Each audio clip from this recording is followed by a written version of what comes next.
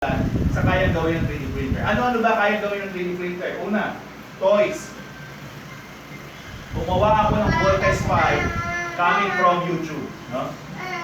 Sila din tuturuan natin to look at an image and then translate it into a 3D model file and then 3D print from the image to actual physical version. Yan. And it is bolting out. It has mechanism. It moves. It's articulated. No? Yan.